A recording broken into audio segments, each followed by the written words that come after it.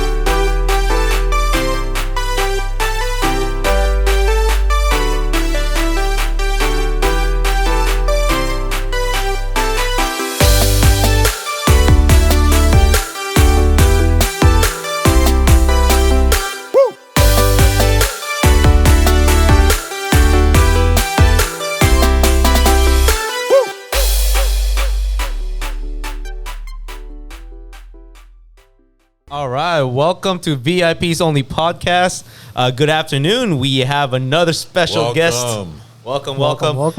Before we get started, my name is Tablang. To my right, we have Mr. Fred Villagonzalo. What's up? And Mr. James Lopez. Yo, what's up?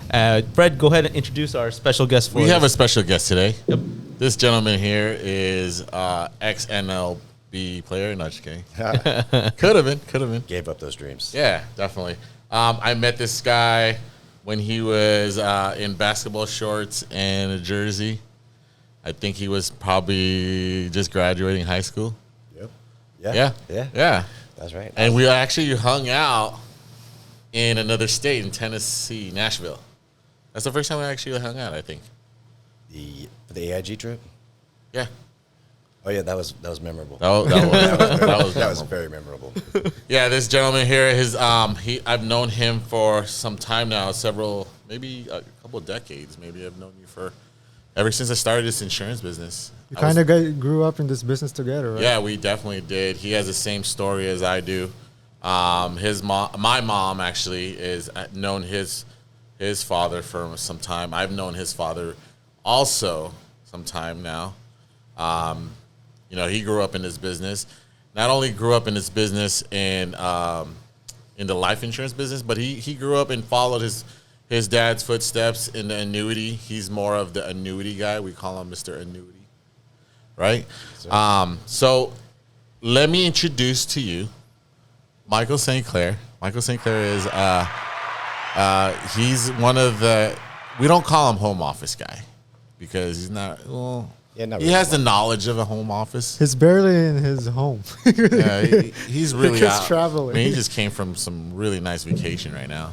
Key West, it was great. Key West. Yes. Did you get some key lime pie? No, actually, they had it during the dinner. I did take some for my son. However, he didn't go to the dinner, but me and Bill both took some pie. Is it really good? I didn't eat it. They said that's the best one. It's the It's best in one. Really? US. Yeah. I never even know that. Not the green ones. Not like, those was- pies that are colored green. Everybody there was raving about it. Really? I'm not a big pie person or cake, so it's not good for my diet. Yeah, that's right. You got to keep that. Yeah, keep that physique. Playing some ball. Here and there. I hear him like we're doing training. He's like, "Hey, you're batting up next, bro." Yeah. I've done a couple of those. Yeah, you can do multitask. Multitask is definitely Dedication on both sides. Yeah, well, so I want to hear his story. I basically know his story. I mean, I've seen him grow up in this business, and we've been close since then. I mean, it was actually the youngest ones were me, him, and Jamie. Yeah. That was the only like so-called young people in this business when everyone was 50 and over. It was similar to our story. It was Yeah. just us. Yeah. When we got into the business. Yeah. I mean, it was worse because it was just us, literally. And we were like the kids of the agents. Yeah. So it was just kind of like, But so I'll let Michael tell us about his story. Like, how did you get into this business? I know it's a different one than everyone else that's probably coming into this business, listening to it. Yeah, usually like the reason for the podcast is kind of like a break from like Zoom meetings, or it's just more formal. And a lot of times, like new people that comes in and see us is like, oh, you already made it. That's why you're in the stage or you're talking, but they don't know the story behind it. And most of the times too is like the owners, they don't know the struggles and stuff, Yep. So it's a little can go deep sometimes to be honest. It's basically like your not personal, but like some of your personal experience, maybe some of the like how you history. started, maybe what was your degree or what was your passion at the time, because a lot of times like college, you have a different path that you're trying to go to, and then most of the time we ended up in this industry for somehow. Yeah, no, that's absolutely true. Growing up, born and raised in Illinois, middle of nowhere. Yeah. United States. You drive 5 minutes through the hometown I was in, and you'd miss it. Growing up, my life was baseball, sports, bowling, anything that had revolved around some type of sport and being active. That's what I was into. As I grew older, baseball took a predominant role in my life, day in and day out. If it wasn't raining or it wasn't lightning, better yet, I was outside. Yeah. That's really what I did. And through high school, got my scholarships very early. And ironically, I wasn't the same size I am today. I was only 5'3", at about 110 pounds. Oh, there was a delay, huh? A little delay. A slight. Slight. When I met him, he was like a $110 or something. Yeah. The only difference was I grew. Yeah. Like I went from 5'3" to about 6'1", my senior year. And it came down to, I would come out to visit my pops, Bill, as I call him 99% of my day. And he took me to my first meeting, probably similar to Fred, where didn't have a choice. Yeah. I showed up. Same as mine. It was, hey, I'm coming out for spring, my summer vacation here. Yeah. And he's telling me, okay, great, we're gonna go on a trip. All right, sweet, where we going? Yeah, going to a convention. Yeah. All right. So I'm 8, 9 years old, and he made me sit in the front row at the end of the table for the entire event. And I remember sitting there, first mad, like I really just wasted my summer for this, to sit in this meeting. And, it's funny because in hindsight, looking back at it, I grew into what I had seen. Yeah. Not knowing that then. He did a really good job of not pressuring me into a business. Kind of let me do it myself. Directly. Yeah, exactly. That's a very good point. Once I got older, we started having the conversations. He knew where I could go, what I could do. And having friends out, in the MLB, having friends in the minor leagues, I was always around people that I could always refer to and ask how it is. And at this time, I was in a small town, just outside of Springfield. Literally didn't even have a stoplight. I think maybe a couple stop signs. That was about it. And I remember going to my counselor to do our meeting when you leave. What do you want to do? And she's like, are you going to pursue your baseball? She's like, you have all these offers that, Rod, you can go anywhere you pretty much want. What are you going to do? I said, I'm not sure yet. It's between baseball, and I said, or insurance marketing. She was like, what? She looked at me like I lost my mind. She's like, what did you say? What is insurance marketing? And so I explained it to her what it was. Mind you, in my mind, it was something I never thought of. I didn't even know really what it really was. Yeah. I knew of it. I knew about it. I knew the kind of the concept to it, but I didn't know really what it entails. And it sounded good. Yeah, Insurance right. marketing. Yeah, and I didn't want to say doctor, firefighter, policeman, any of the common things, but it was the first thing that popped into my mind. And she's like, I've been a counselor for 30 plus years. She's like, I've never heard that response. And she's like, the fact that I've never heard that response, and she's like, you're the most talented athlete I've ever seen, and I've had a chance to counsel. It's just mind blowing to me that you're willing to give it all up. And I was like, but I don't know yet. I don't know if I want to rely on my family. I don't know if, that's an important part to me is, I was raised by a single mother. My dad was always around. But again, they're best friends in high school. And, I would say, to be personal, he owes a lot to her for what he has today. Yeah. Because she made him leave, Illinois. Otherwise, he wasn't going to become the person that he became today. So, which they've always had a great relationship. There was no ill will, which was awesome. And after that meeting and, kind of thinking about things and talking with different friends, talking with my dad, and he was just like, whatever you choose, he's like, you're going to do great at. He's like, he put it to me in a really good way. He said, but here's the difference. He's like, you could make money now. He's like, you could go make money, a lot of money in baseball, potentially. He's like, yeah. But how much time are you giving up in between of you not making money? And I sat there and thought about that. I'm like, that's a really good point. I was like, you got me there. I was like, I don't know. I was like, he's like, that could set you back, 5, 10, 15, 20 years. Because if something happens in baseball, you have to start all over.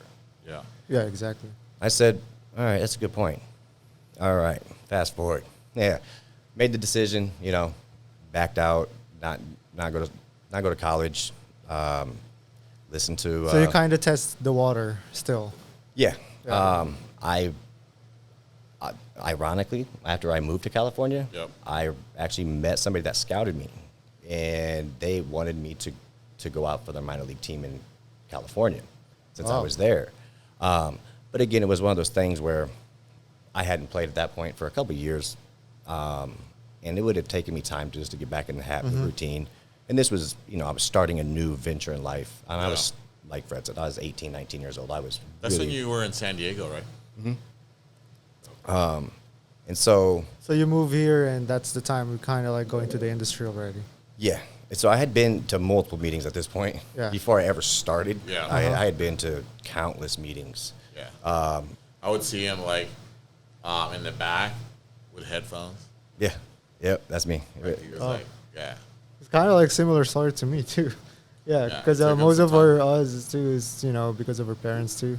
Started the business, and I remember when you mentioned about meetings, like we kind of know about the agency already because my mom's been doing that one. And then one time he told me to drive her to Pismo Beach, and ended up it was the RVP school, like university that we used to have. Oh wow! Oh, that's right. Yeah, and it's like a while. Yeah, and then at the time they were asking too, like oh, you have to declare how many like recruits you're gonna do. It's like, okay, I just came here to drive. I just said whatever my mom said. That was a while ago. Yeah, while. Like, is it Trilogy? Yeah, the dudes. Yeah. It was that was the first one. That was first RVP. That was a funny one. Yeah. There's a lot of good stories behind it. I know, like me and him know history. Yeah, this thing. And you guys have the same story too, because you're gonna pursue sports too. Yeah, I was gonna play football, and he was gonna play baseball. Yeah, and then somehow we ended up here. Yeah. And it's still one of those things. That I got the short end of the stick in my mind. I got a $10 hour job. Everybody thought I was gifted something, and I never wanted to be gifted anything. And that was my big thing, is just because Bill is my father, that's fine, but there's a personal life and there's my business life, and there's the aspect that and I kind of want to focus on that one too before we go, because it's kind of like also for a lot of like younger generation too that comes in the meeting, and I talked about it to a couple of our millennial leaders too. It's kind of hard to also convince people, especially younger generation, because they see us here and they see our parents. Right, most of the time, because it was handed to you. Yeah. Right, because you have your parents, Yep. But they don't know the story, like you were mentioning too. I didn't know the story behind your dad, and And it's kind of like similar to my mom and my dad, because my mom usually likes working, you know, always on business, always out of the country at the time. So I don't really saw her growing up. But now that there's this business, you kind of like, that business made us much more closer, you know, compared to like before. So those are the things that like people doesn't see. Yep. Yeah. Like the background of where we started and how we began and how the struggles was. It's like now they see us like we're all successful. I mean, somewhat, you know, I feel like we are. I mean, it's not like where we want to end, but we're just in the start. Yeah. But I think like a lot of people like that meet us or see us on stage and they're like, oh yeah, that's the son of Bill. Yeah, and I get that a lot. Is, you know, oh, it's the son of Bill, or you know, you'll get that look sometimes. They don't have to say something. That's you the know? reason why he's. in which I expect. It's, you know, in most scenarios, I would say that happens more often than not. But you know, there's scenarios like ours, you know, that it didn't happen that way, and you know, I started slightly different, you know, a different path into the business. Like I went more of like the home office approach to it. Yep. And you know, when I started, you know, it was the very beginning of FEG, and you know, this is the detail that Bill left out on. You know, I'll give you a job. Move to California. Yeah. Don't tell me what I'm paid. Then get your first check. Yeah. And I got paid, and I'm like, this is it. I made because you were working at the San Diego office, weren't you? I worked at the San Jose office first. And then when they had the paperclip building. Oh yeah. You were at San Jose with Jamie. Yep. Jamie, Victor, Jen, and all them. Yeah, Jamie, Jen. We had all. Weiner was there. Yeah, he eventually came. Then from there, that's when you went to San Diego. Yeah. After 2007, 2008, we went to AG, then San Diego. Yeah. Wow. So, I got hook, line, and sinker on the California position. You're like, oh, that's great. Make money. Right? Yeah. I was like, man, I made more money just playing baseball. And I wasn't even supposed to get paid. They flew you to California, and it's a minimum wage job. yeah. Which, you know, which is good. Yeah, hindsight, it made me work harder. Yeah. I literally learned every aspect of our business. Yeah. I started at doing part of commissions, and then I learned the next thing, then the next thing, and then the next thing, slowly but surely. Yep. Ironically, when 2007, 2008 came, I'd taken everybody's job. Yep. Not by intent, but because recession, I was looking to, you know, that was something my mother instilled in me, was always work to be better and do extra and work, you know, know more about other positions and other aspects of your business than just what you're working on. Yeah. She's like, it'll take you a whole lot farther. And, you know, 2007, 2008 came. I watched, you know, Fred and his mom were there. Everything came crashing down. Yeah, we were like flying high. Oh, yeah. I mean, nonstop. They say penthouse to the outhouse. Oh, it was out. Oh. It was literally that. Way back, the outhouse. Yeah, this was the size. I would say this room was the size of our AG office. And it was me, Bill, Petro. Yep. Wow. And then we had telemarketers eventually. Then we had, and it was just literally you guys, you know, Fred and his mom, and that was it. Yeah, we're trying to build that. Wow. Start back over. Now you guys are doing podcasts on the same size room. This is a podcast room. Yeah, and then it's not even the office. Yeah, right? Yeah, this is their podcast room, and now, you know, keep in mind we're in Southern California. Yeah. In a large office, so, you know. Well, everyone is moving to Texas. Yeah, I would. Yeah. I know. I'm thinking about that. Everybody should move to Texas. I'm all for everybody moving to Texas. There's plenty of space. Yeah. Just don't bring your bad traffic. Yeah. That's all I say. The bad drivers, stay away. Once everybody's in Texas, now we can buy here. But there's traffic in Dallas now. There is. There is. It's just, it moves faster. Yeah. It's just, it's you know, better than the 405 for sure. Oh yeah. Me and 405 is like, I don't like that. It's terrible. Yeah. Welcome to California. That's why the 405 is beside the airport. It's horrible here. But you can't go wrong with the weather. Yes. But if you love sports, I will say that I live maybe 2 blocks from the largest high school football stadium in the country. Seats 40,000 people. That's huge. But at least now, you took a detour on your career, but now you're still enjoying what you love, which is baseball. Yeah.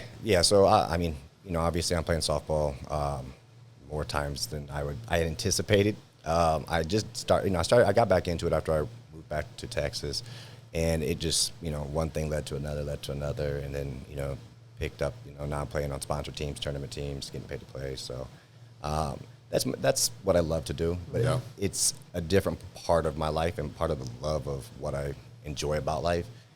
My main thing is, my family and this business. First and foremost, the business provides the means for our families to eat. Yeah. But, I also look at, people like yourself as family that I've grown up around. We've been in business together for decades now, which puts a really, really bad look on how old we're getting here. I'm like, that's a long time. Right? Yeah, when you said decades, I was like, thanks, it is. Thanks. I was like, hair dye soon. I think I'm like, okay, wait a minute. Maybe you started when you were 18. Mm-hmm. So probably 18 years from it. Exactly. I've spent half my life here. Yeah. At the same company. 18 years I've known him. Started 18 legally in the company. As a kid. Child labor earlier. Child. Yeah, I remember going to Petro's house. I was young back when Jamie and them were in high school. Yeah. So I mean. In Pismo. Mm-hmm. So I mean, I've known Bloom and Petro my entire life. Just forever. About the same amount of time I've known Fred, because your mom's been with them since NMA days. Yeah. Which was been a while. The 90s. Yeah. That's why we were saying in a couple podcasts, like, that's the difference in this company is, like, because it's a kind of like a family built business, the culture is also the same. Yeah. Yep. It's more family, and that's why, like, mom and dad or the whole family, mom and son, doing the business. Yep. Yeah. But you pointed out a very, very good value you added is, you got paid like minimum to start in the home office. That means, that means it wasn't handed to you. That's right. But with that, you learned a lot. The back end. Yeah, it did. It gave me a lot of things that I needed to learn about myself and learn about just the corporate ladder in reality, and how things really work in life. For the vast majority of people that aren't born into a family that has a business of some sort. And it gives you a sense of appreciation for the people that work in our back office too, and how hard that one is. Like, we only see like, the back office, we get paid this much, or if we need something, we email someone, but they don't know what's going on in the back, how crazy it is. Yeah, no, I mean, if it wasn't for, our staff that we have an amazing staff. Everyone's working hand in hand, right? Everybody works hand in hand together really well. Our AG office down there is ran by Vanessa, and she does a fantastic job. All the staff contracting, the commissions, everything on a day-to-day basis is, pretty much handled. There's no issues. Which I remember when we didn't have two people to do that. Yeah. And, that wasn't that long ago. It's just things change in life, just like anything else. And, now I'm in a position where, it's a lot different. I'm on the side of I help everybody make money. Yeah. I help them help their clients. And to me, that's the biggest satisfaction, because that was the number one question I got from agents that would come in that were newer, maybe closer to my age and Fred's age. Why don't you be an agent? I mean, Bill asked me the same question. Petro, I'm like, I'm never going to help as many people. I can't. True. It's impossible. My reach is only singular at that point. I'm like, even if I do recruit, which gives me multiples, I still can't help as many people as if I can help our agents, which I look at as my clients. So, since you mentioned that, did you ever do sales too before? Yeah, he started as an agent. Yeah. Was that something also by force, I guess? It was. No, I was. I didn't. I honestly didn't do the family route. I didn't sell my family. It wasn't because I couldn't. It was just the Midwest. It's a little bit different mentality, mindset. From where I was, how I was raised. For me, it was I wanted to do it organically, and at the same time, I didn't want to have my cake and eat it too. Like, I didn't want to be working from a home office position and being an agent, where things could be it's complicated. Yeah, it could get complicated, and as I grew in the business and took over, other roles, and then obviously now as our vice president of annuities, I don't want that agent role, because if I go to a meeting, I want the agents to know and the leaders to know that I'm there for them. So at least you had the exposure on both ends. You actually did say some sales before. Yeah. Well, what, in terms of that, like in general, what was your challenges and obstacles? Like Age. Yeah. Age and how I looked. Yeah. This is where I have a specific instance in growing up, and I don't know if I can. Sorry, honey, if I say this, but I was dating a girl at the time, long time ago, before the mortgage meltdown and housing crisis, Yeah. and we had known something was going to happen, and her dad wanted to retire within the next year or two, and we were having a conversation about it, and I told him, I'm like, you should really move your money. I'm like, get it away from any risk, or at least lower your risk at some point. And I'm like, we're going to have a big financial problem in our markets because of this housing issue. I was like, banks are giving out money just to anybody that had a heartbeat at the time. Mm-hmm. And his exact words to me, you're too young, what do you know? Yeah. Yeah. And I see that. I was like, wow, that hurt. I was like, I thought about that. I'm like, yeah, I look young. Okay, I get it. I get the perception one can get. Yeah. 2008 rolled around. He calls me. Michael, I lost, I think, like 40 or 50% of his retirement. What can you do for me? I said, guess what? I'm too young. I can't help you, remember? And I hung up the phone. I didn't want to sell. At that point in time, it wasn't about making an additional anything. To me, it was about, I needed to hear that, and he needed to understand at the same time that just because of age or I look young doesn't dictate that you know nothing or you don't have any. But any it took something like that for someone to realize, like. Yeah, that really was the defining moment between when I got a lot of confidence in the business and just. Yeah, and we get that a lot. I guess it's also you. Imagine you're talking to CPAs and stuff. Well, that was the same story. Remember back when I first started, I would always get clients say no to me because you're too young. Like, let me just talk to your mom. Yeah. Right. Let me just talk to your mom. No, I know what I'm talking about. Now you're too young. So I get that. Yeah. I get that. Yeah. And it's hard. It's hard. And I mean, and you now look at him. Yeah, that was one of the things I remember when I decided to quit. I remember that time at 22. I was 22 years old at that time. That was back in my previous company. Would everyone would say you're too young? I was like, maybe this isn't for me. Maybe it wasn't for me. Yeah. And then I came to Freedom Equity Group, started hearing about living benefits. And then you're like, at that point there was no age. There was no age barrier anymore at that point.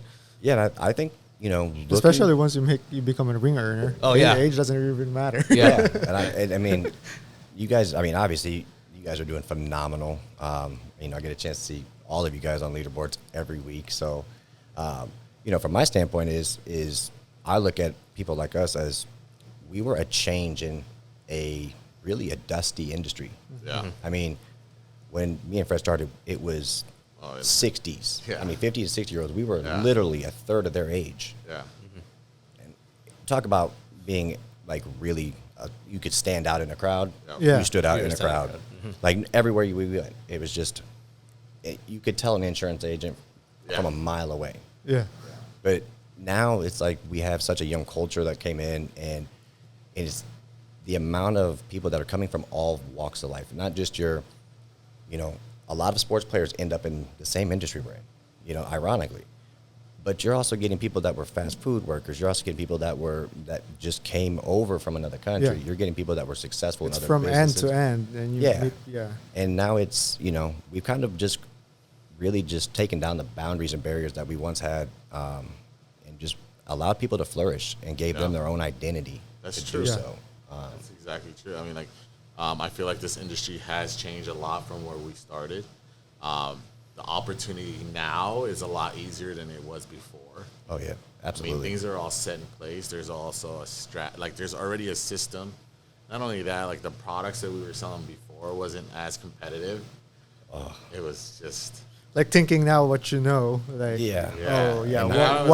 how do we sell so much of it? But I think it's just based on how we approach people are just kind of getting creative on that. Yeah, and you know what? I learned, I actually, on this trip just this past last month or this month, I don't know, it's almost July. That's all I know. I didn't realize it was already the end of June. My birthday's in a couple of days, so I'm getting quite older at this rate.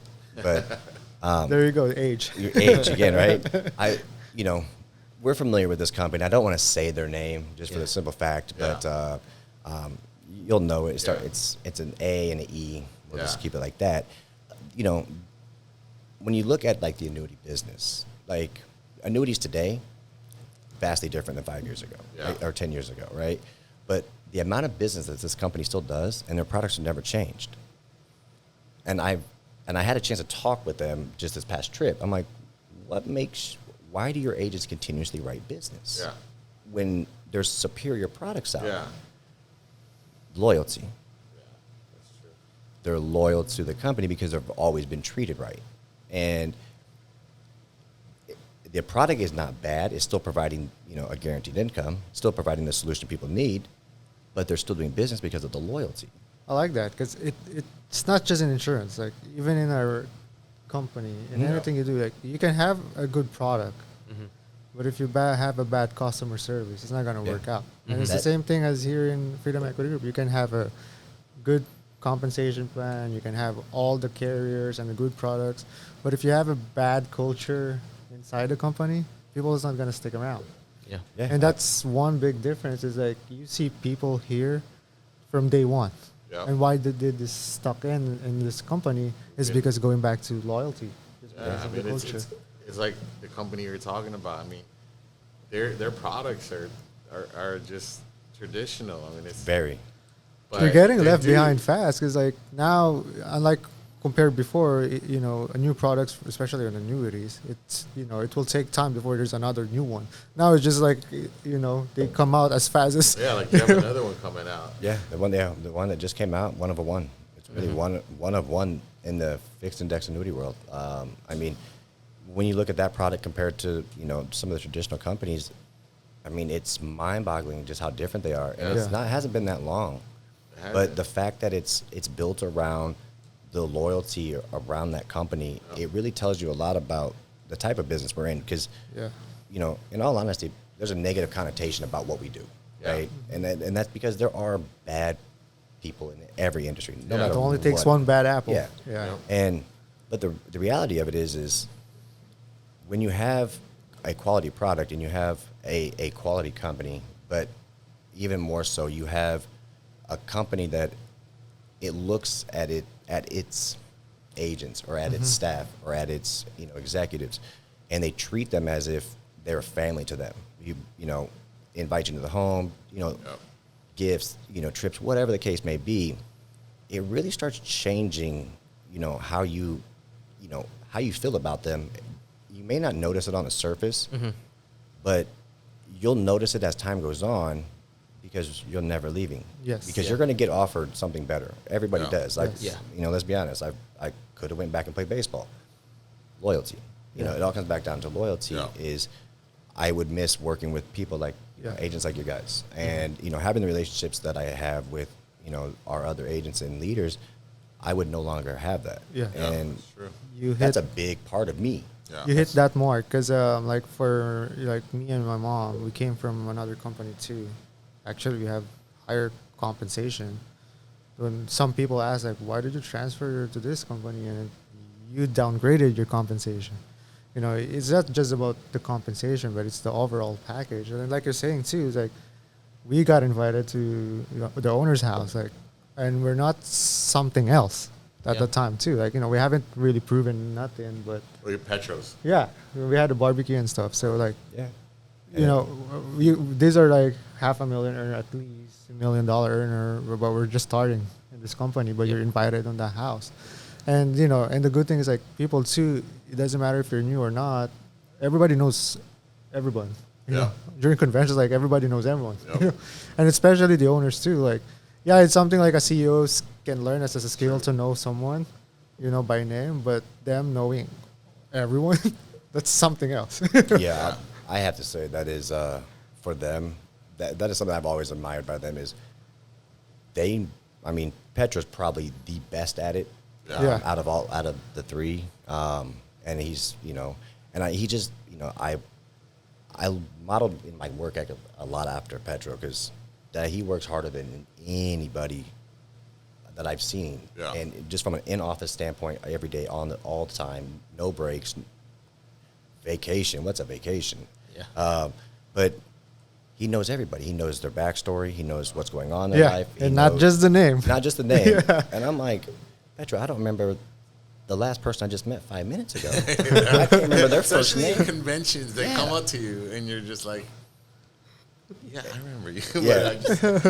Yeah, so if anybody's out there that watches this, if you've seen us at convention, we've done that, I'm sorry now. We're going to apologize now because it wasn't intentional. It wasn't. It's just you meet so many different people. So much, but, they do, that's the big thing. It's, they've done a really good job over the years of making every agent feel at home. And they're a part of something, whether, they're doing just a little or they're doing a lot. Yeah. They're all treated the exact same, and nobody's getting, anything different. It's just they want everybody to win, just as much as you want to win and succeed. So that's definitely like the difference with our company and other companies out there is just because the owners of the company they're down to earth. I mean, how many you can text? There you go, and be like, here, exactly. This is the question I would pose to everybody out there. If you're in a company today, call up your CEO. Yeah. Call up your chairman and call up your president. And let me know if they answer the phone. Yeah. Let me know if you need a ride from the airport. They'll pick you up. Yeah. Not the secretary arranging it. Yeah, not the secretary. Yeah. They will physically, personally come get you. They will invite you to your home. They will go above and beyond to make sure that you're taken care of in some way, shape, or fashion. Yeah. And if you don't have that where you're at, then why are you there? Yeah. Because they're not in it for you; they're in it for themselves. So. Exactly. So, you got to look at it that way. So we Jew growing up here in the business, in this profession, in this industry. If there's someone like starting, especially younger generation too, what's one life lesson you can share that play a big role on you that help you to, most of us always had that point in our life, like, is this still I want it in life, or do I still want to continue? But what's that life lesson that you have? You kind of mentioned a couple already. I got a lot of life lessons out of life. Wow, probably more than I would like to, just because growing up with kids. But I will probably say this one, especially with this industry specifically, or any type of industry that you're in when you're dealing with a business partners or clients, or building your own brand of something of that nature. The word no, right? The word no it's a 2-letter word, but it has probably the most powerful meaning in the dictionary. Yeah. It really shouldn't. Right, but especially in an industry where you're driven off of sales, or you're driven off of brand, or you're driven off of marketing, when you get told no, I mean rejection in general, right? We go back to dating in high school or dating, junior high. When you got told no, you felt about this big, right? Yeah. Or you got cut from the team, you felt probably this big. Yeah. The word no, right? I always say this to everybody, and not just from this industry, but I took it from the music industry as well when I started. And then obviously in sports, I'm too small. It's too this. Okay. But how many times did you get told no growing up? A lot, right? Some of us were probably not as fortunate and got no, but maybe got the wooden spoon or the belt or metal yardstick. not telling on anybody, Mom, but no, I deserved it in a lot of ways. But that word no didn't mean anything to us then, right? It didn't stop us the next day. We still went out and did whatever we did and got in trouble again. That's true. Right? I would say that's probably the biggest thing that I see people when they're young starting out in this business have. When they get told no, they lose that motivation, and it deflates them entirely. Yeah. And I'm like, why? Like, do you think Nike was Jordan's first choice? No. That's right? I mean, there's a lot of things that happened in life, that weren't supposed to happen. Yeah, you were supposed to go left, but you went right. Yeah, right. And just because you were told no, I got told no many times, right? It didn't stop me. It just teaches you what not to do next time, or just to grow from that, and don't let that one word bother you, because you can get 100 no's. Yeah. You're eventually going to get a yes, or you're going to get an opportunity into something. So that would be that would be my biggest piece of advice. I like that. It's true, because like, you know, as a young person, when somebody said no to you, you actually want to prove them wrong, and you want to do what opposite what they're saying. But once you grow older, it's different. When somebody say no, yeah, you're right. It's amazing how that changes. Yeah, my son. Like I tell my son, like I'm sure Fred has this same problem. Tell your kids no. My son looks at me, he just turns around and does it right again. Yeah. And I'm like, you know, you're not supposed to do it. You know, and in my mind, I'm like, I'm watching myself do it again. Yeah. Right. And he's doing it because he's going to do it. He's proving me wrong. Yeah. That he can do it. You know, I said, don't jump from there. You're going to get hurt. No, he's going to jump because he's going to prove me wrong. At some point in time, I don't know when it happens, but somewhere along the way, after you get a little older, that word now is detrimental to people's character. I mean, stronger than it was. And that's how you can look at it in a different perspective, especially in this business. When when you get demotivated, when somebody say no, I'm gonna prove you wrong. You know, because it's the same as a kid. When somebody say no, you question it, and try to prove it wrong. If they're right, they're right. At least you tried it. Yeah. But it's the same thing in here. Is like some people, when they get their first rejection, especially when starting, it hurts. Oh, I think. Oh, it does. Right? Petro, of all people, I think you guys interview him coming up here. He was told no when he first. I mean, and talk about rejection. And when you think of perseverance, Petro's name is the first name that comes to my mind when I think about it, because what he had and what he left to go do, and then be in that position of being told no, and it took just one time. One person changed everything. Mm-hmm. So it's no different than you being told no. And if you're brand new in the business, just starting out, great, you're going to tell me no. Somebody's going to tell me yes. And that person, that yes could change your life. Yeah, that's true. Then those no's don't mean much anymore. Now you can look back and say, I grew from that. I didn't let that set me back because somebody else didn't like something. Mm-hmm. Yeah, and I think that's the biggest failure in the industry, when you let the no affect you that bad that you're like not willing to come back, changing your life. Yeah, I mean, that's definitely a big word. Yeah, 2 letters, but it's big. I like that. Yeah. All right. So lastly, your favorite question. We'll have Ace always ask it. I know. He likes to say it. I know. So the last question is is specifically because we love to hear it, and the agents, the listeners, they want to hear from this specifically. But what is your definition of success? After the drink of water. He's like, I gotta take a. Oh, that's a big question. You know what? That is a good question. Like my personal view of success, or like your own. Your own. That's a really good. That's something I never think about. And my own view of success. Like, let's say your kid right now ask you one day, how can you say, Dad, you succeeded in life?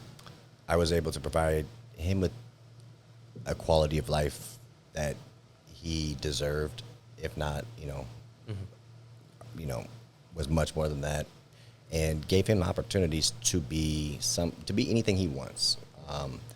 It doesn't have to be money related, monetary related, but let's be completely honest, this world revolves around that. Yeah. You don't have to be a millionaire to define success. Being able to be financially free, and being able to, give him the same. If I want him to have more opportunity than I had. I want him to be able to pick and choose whatever he wants to do. Obviously,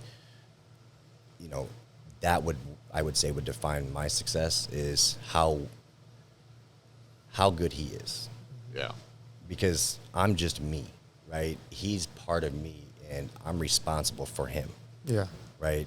So I could be extremely successful in business, but if I don't have a successful relationship with him and raising him, my life is worthless in this point, right? Because money's not going to change that, right? Yeah. So for me, it's kind of twofold. It's, you know, I look at it as like I have two babies. Like on one side is, you know, the business. Like my success, how I view it, is deemed off of the agents, like how well they do. Like, because that means if I'm helping you do more, you're growing more, you're more successful, and I take appreciation in that. And I'm like, you know, that means you're doing something right. I'm doing something right. So that brings success, but it also, you know, it makes everybody more money. Clients are more, you know, obviously taken care of in a broader fashion. Everybody's winning. But on the flip side, what I would say is the biggest thing is with my son and my family is if I can't provide a successful life or a happy life, you know, maybe not necessarily as successful in the term of success, but a life that's filled with love and enjoyment and you know, being able to spend the time with him and letting him do whatever he wants, you know, within the realm of things. Like not go too extreme here. You know, that's really what I would define it as is how well he turns out. I'll say that. If he turns out great, then I would say it's a success. If he turns out okay, I failed. Yeah, and that's the thing overall in what we do as well. Like, I mean, you can find a job and you can still be a provider for your kids, but not necessarily providing them what they need, because the thing they need is time with their parents. And like Ace was mentioning, is like that's also his goal for her kids, is to see, you know, them kids grow. Yeah. And I think that's the hard thing for me is I spend a lot of time gone. You know, I mean, obviously last year I was grateful. I mean, I was, you know, I wasn't enthused about being home, but I was grateful for that time because I got a chance to spend an entire year at home with him, and that's the first time. You know, but like you said, is being able to spend more time at home, you know, and cherish the time. You know, not just be there. I don't want to just be a physical presence. Like that just doesn't help. That's right. So, you know, when I take trips like this or when I'm gone for a period of time, I do notice that I'm definitely more engaged when I come back because it makes me appreciate, you know, what you have. And so, you know, I think it's, you know, family dictates a lot of our success, I think, in life. And I think, you know, you have a happy family, you have a good family behind you, you'll find success, and that success will be determined by you and your loved ones around you. So wow, I like that. You kind of went deep. I'm not. And then on the other side is like I'm obviously never a deep person, but you know, you guys wanted to ask me some, you know, very in-depth questions. So, and it was good. I mean, I definitely I know you probably from us three. I know you the most. Yeah. Well, I've known you definitely the most. I mean, you've known me the longest. And the most out of I think every FEG agent. At this point in time, it's like every convention, every seminar, we always hang. Yeah. It's like even if we haven't seen each other for like 3 months, 6 months, it's like the same old thing. We just start back from where we were. Yeah, it's like in Dallas, you know, at the ESP event. It's like I hadn't seen him for over a year at that point, and you know, it's just like pick up right where you left off. So that's how it is. I mean, that's usually what happens when you know somebody for so long and friends for a long time. It's like I don't look at them as a business associate. I look at them as a close friend and family. So we do enjoy you being here. We're honored that you're here. And I'm honored to be here. So it's awesome. I know I asked you to be one of the guests, and you were excited. He was like, I'm down. I was down. I'm always down to do something. I like that. Something different. I really appreciate it. And next time, you know, if y'all gonna wear suits, at least let me know. You know what? Yeah, that's true. That's Fred's fault. Really played it real well, but I appreciate you guys' time. I appreciate what you guys do for FEG. Thank you. Thank you, Mike.